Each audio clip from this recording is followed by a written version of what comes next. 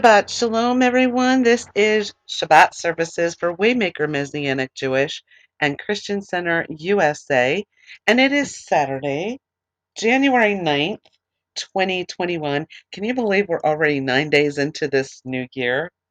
Um, it's hard to believe.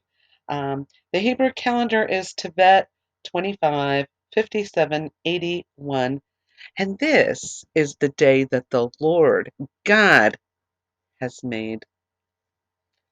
We will be glad and rejoice in it. I would like to make a few announcements. One of those announcements I have been making every week with everything going on. Um, it is so important for us to have the ability to come together live and in real time, and we do have that ability. You have to actually leave the social media platforms to come join us. We are on freeconferencecall.com. That is freeconferencecall.com. We have a dedicated channel for our ministry. There is an access number for each country, and then there's an access code um, after you enter the phone number. The access code is kind of like a meeting code. If you've been in other meeting platforms, now I guess the latest one is Zoom. I actually still like freeconferencecall.com. It's been around before Zoom. I prefer it over Zoom. It's a lot easier to deal with. But anyway, you can come by phone and you can come by web. And also, if your country is not included in that free access, you can actually use data. We have someone that comes from the Philippines, and she was also able to access from Hong Kong as well. So there are 76 countries that are listed on that list. That have phone numbers. Now, if you look at the list, it says toll. That is not true because we actually had somebody access from India and did not cost anything because you're entering the access code, which makes it free. And it is free conference call. The other way, like I said, is the website. There is a built-in microphone, so you can actually talk through that. And I'm going to put this invitation out for people that have other types of ministries, such as music ministries, praise and worship leaders. If you have music that you would like to promote, come join us. We will set aside an evening for you to promote your music. I have the ability to do an MP3 for you. I mean, you can actually come on also by camera through the website. So we can actually do MP3 and MP4 recordings, and I've done that I've done that actually for a musician that came on and did a mini concert. What we did is we recorded it. I recorded it on MP3 and MP4 and emailed it to the copies to him so he can use it as promotion any way that he would like to. That is our ministry's way of saying thank you and also tithing into your ministry and helping you to do what you are doing for the work of the Lord. So that's my little tidbit on freeconferencecall.com. We meet every Tuesday at 8 p.m. Eastern Standard Time. Every Tuesday, without fail, we have been meeting since August, actually. Well, actually, we started out on Wednesdays, and then I had a Wednesday class that I was going to, so I had to actually change it to Tuesday. But anyway, that is freeconferencecall.com. Another opportunity we have coming up this week is the Bible study for Waymaker Messianic Jewish and Christian Center USA. We have completed the first very large book of the Ketuvim, which was the Psalms, which were 150 Psalms. We have completed that. We are now going to go into the book of Proverbs, and we're going to actually be doing Proverbs 1 through 15 this week. And then next week, we will be doing, this coming week, I should say. And then the following week, we will be doing the last half, 16 to 30 to 31 actually, and then we will go into the book of Job and do that probably in 2 weeks as well. So we're rolling along in the in the Ketuvim. When we are finished with the Ketuvim, that concludes the Tanakh, which would also be known as the Old Testament, and then we will be getting into the New Testament. Very exciting, and what we've been doing is a study through the Messianic Jewish Family Bible Tree of Life version (TLV). That's what we've been using. We've actually been doing this Bible study. We began this Bible study over a year ago, so very exciting, and we're moving along, taking our time, so we can really dig into the Word of the Father, and this is His Word for us. And we are on 3 social media platforms at the moment. We are on Facebook, we're on MeWe, and we are on USA.life. And of course, we're on YouTube. And then, like I mentioned, we have the freeconferencecall.com. Please come join us. Also, Pastor Noel does services as well on Saturdays, and he used to do Tuesday tidbits. I'm not sure if he's going to resume that or not, but keep an eye open on the social media platforms. He'll usually post on there. And he usually posts his services on Facebook on Saturday evenings. So that is pretty much the end of announcements. We're going to actually begin Shabbat service, and I'd like to open this with an opening prayer. Avinu Malkeinu, our Father, our King, we thank you. We thank you for another week of being able to come in your presence, to take this time that you set aside to be holy. This day is holy. It is the seventh day. It is the Sabbath. It is the day that you rested. We are here resting in you. Father God, we thank you so much for breath that you have given in our lungs. We thank you for every day that we wake up and know that you are here with us. You said you will never leave us and you will never forsake us. And we know that you are here. And I ask the Holy Spirit now to come and guide us through this service today, to show us the things that you want to show us. We are your children. We are part of your family. We love you, Father. We adore you. We come to worship you and praise you. In the mighty, mighty name of Yeshua, Jesus, Amen and Amen. Exodus chapter 20, starting with the verse 8, says, Remember Yom Shabbat to keep it holy. You are to work 6 days and do all your work, but the seventh day is a Shabbat to Adonai your God. In it you shall not do any work, not you, not your son, your daughter, your male servant, your female servant, your cattle, nor the outsider that is within your gates. For in 6 days Adonai made heaven and earth, the sea, and all that is in them, and rested on the seventh day. Thus Adonai blessed Yom Shabbat and made it holy. Amen. And the Lord's greatest commandment, say with me the Shema. Shema Israel Adonai Eloheinu Adonai Echad. Baruch Shem Kevod Malhuto Leolam Vayad. Hear, O Israel, the Lord our God, the Lord is one, and love Adonai your God with all your heart and with all your soul and with all your strength. These words which I am commanding you today are to be on your heart. You are to teach them diligently to your children, and speak of them when you sit in your house, when you walk by the way, when you lie down, and when you rise up. Bind them as a sign on your hand. They are to be as frontlets between your eyes, and write them on the doorposts of your house and on your gates. And Yeshua continued on and said, And you shall love your neighbor as yourself. The entire Torah and the prophet hang on these 2 commandments. In the Amidah, standing before God, we've got the first blessing, which is Avat the patriarchs. Blessed are you, Adonai, our God and God of our fathers, God of Abraham, God of Isaac, and God of Jacob, the great, mighty, and awesome God, God most high, who bestows loving kindness and creates all, who remembers the kindnesses of the fathers and brings a Redeemer to their descendants. For the sake of his name, in love, King, Helper, Savior, and Shield. Blessed are you, Adonai, Shield of Abraham. And the second blessing is God's might. You are mighty forever, Lord.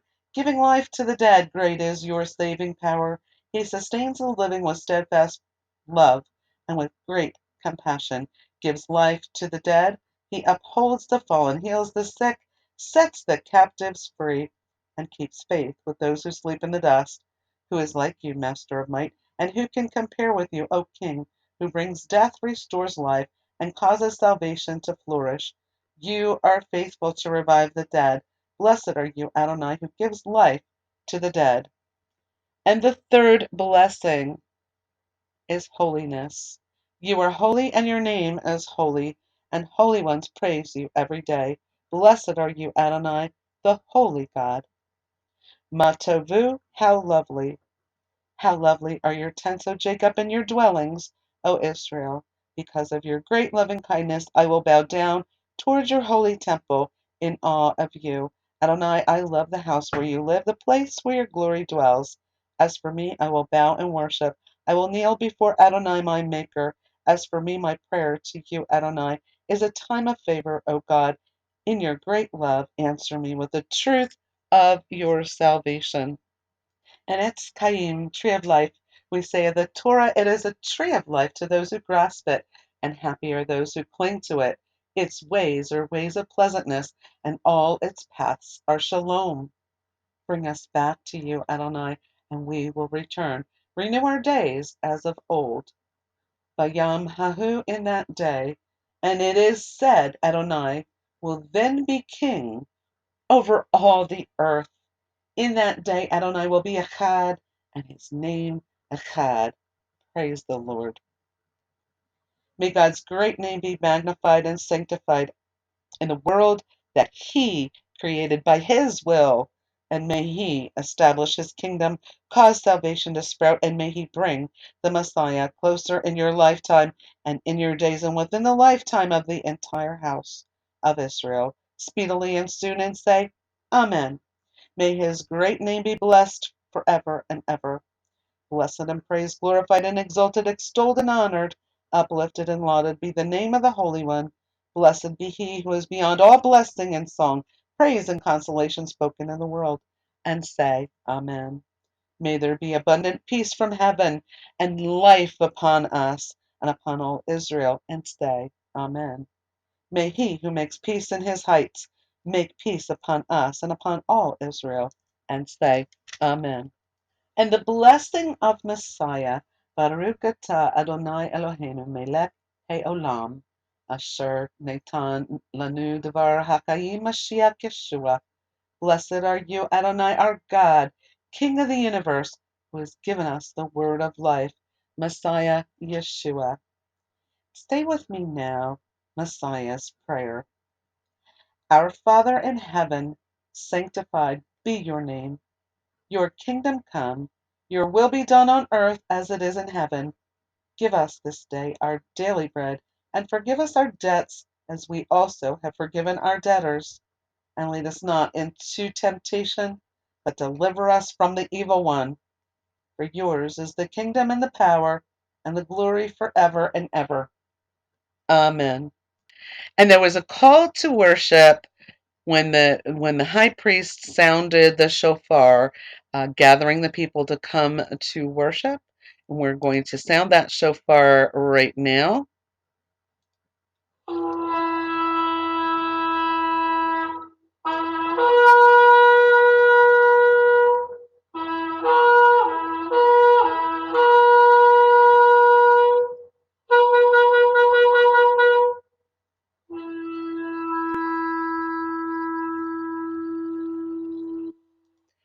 I am going to pause it at this moment because of copyrights.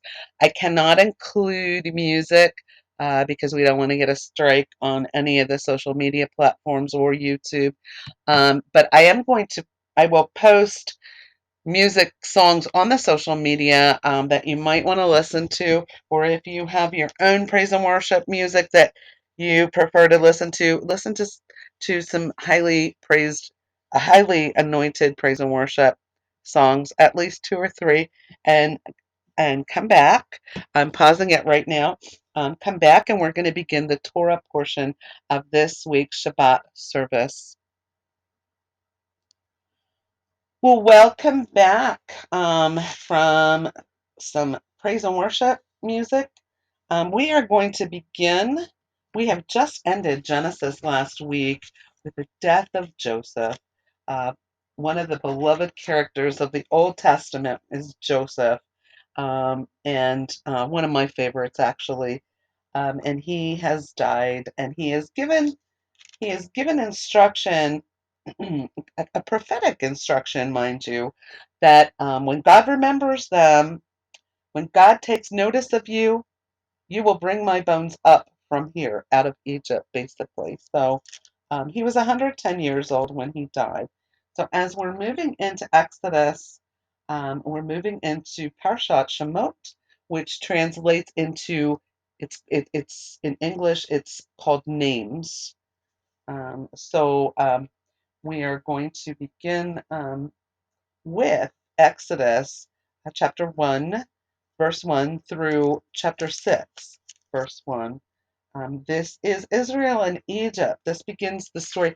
As as we know, because of the famine, Israel has gone into Egypt. They were invited by a very good Pharaoh, actually, that helped to preserve the people.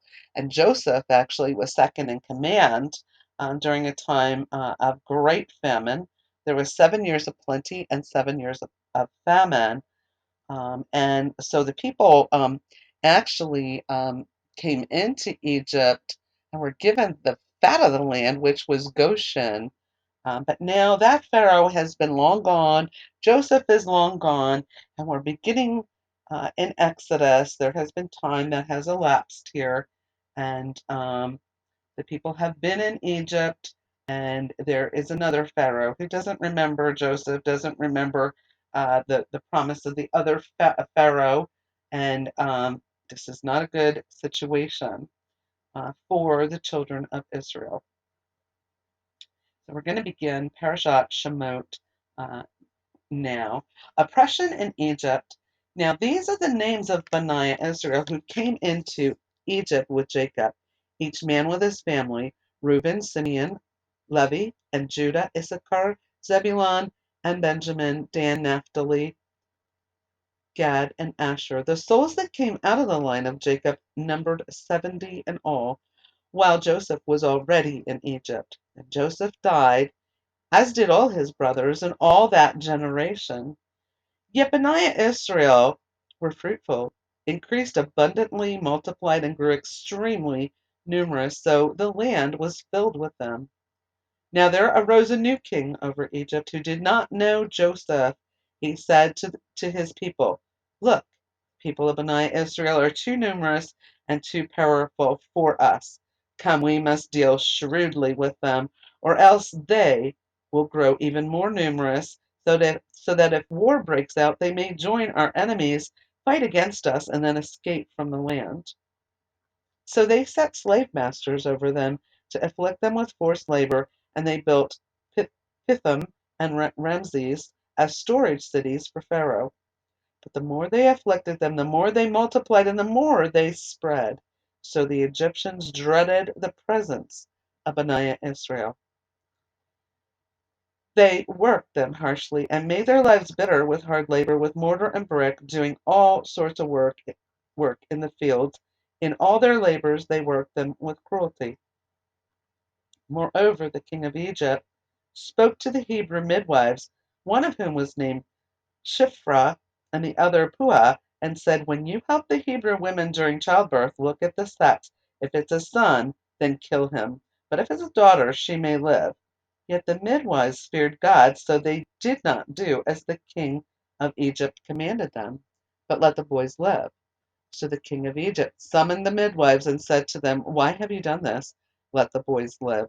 The, the midwives told Pharaoh, "Because the Hebrew women are not like Egyptian women. They are like animals and give birth before the midwife comes to them." So God was good to the midwives, and people multiplied, growing very numerous because the midwives feared God.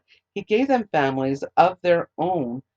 But Pharaoh charged all his people, saying, "You are to cast every son that is born into the river, but let every daughter live." Now, this is a precursor to the time of Yeshua when Herod tries to kill all the males, all the infants under 2 years and under. So chapter 2 is young Moses. Now, a man from the house of Levi took as his daughter, took as his wife a daughter of Levi. The woman conceived and gave birth to a son. Now, when she saw that he was delightful, she hid him for 3 months. But when she could no longer hide him, she took a basket of papyrus reeds, coated it with tar and pitch, put the child inside, and laid it in the reeds by the bank of the Nile. His sister stood off at a distance to see what would happen to him. Then the daughter of Pharaoh came down to bathe while her maidens walked along by the riverside. When she saw the basket among the reeds and sent her handmaiden to fetch it, when she opened it, she saw the child, a baby boy, crying. She had compassion on him and said, "This is one of the Hebrew children." Then his sister said to Pharaoh's daughter, "Should I go and call a nurse from the Hebrews to nurse the child for you?" That's really interesting because that's his sister. She knows who the mother of the child is. Pharaoh's daughter told her, "Go." So the girl went and called the child's mother. Then Pharaoh's daughter said to her, "Take this child and nurse him for me, and I will pay you your wages." So the woman took the child and nursed him. After the boy grew older, she brought him to Pharaoh's daughter, and he became her son. So she named him Moses, saying, "Because I drew him out of the water." Now it happened in those days after Moses had grown up that he went out to his brothers and saw their burdens. He noticed an Egyptian beating a Hebrew, one of his own people. So he looked around, and when he saw that there was nobody, he killed the Egyptian and hid him in the sand. Then he went out the following day and saw two Hebrew men fighting. So he said to the guilty one, "Why are you beating your companion?" But the man answered, "Who made you ruler and judge over us? Are you saying you are going to kill me just as you killed the Egyptian?" Then Moses was afraid and thought for sure the deed had become known. When Pharaoh heard about this, he tried to kill Moses. But Moses fled from Pharaoh and settled in the land of Midian when he sat down by a well. Now the priests of Midian had 7 daughters who came and drew water. They filled the troughs to water their father's flock, but shepherds came and drove them away. So Moses stood up, helped them, and watered their flock. When they came to Ruel, their father, he said, "How come you have returned so soon today?" So they told him, "An Egyptian delivered us out of the hand of the shepherds. He also drew water for us and watered the flock." "Where is he then?" he said to his daughters. "Why did you leave the man behind? Invite him to have some food to eat." Moses was content to stay on with the man. Later he gave Moses his daughter Zipporah. She gave birth to a son, and he named him Gershom, saying, "I have been an outsider in a foreign land." Now it came about over the course of those many days that the king of Egypt died. Bani Israel groaned because of their slavery. They cried out, and their cry from slavery went up to God. God heard their sobbing and remembered his covenant with Abraham, Isaac, and Jacob. God saw Bani Israel, and he was concerned about them. And I'm going to pause it here. We're going to come back with part 2.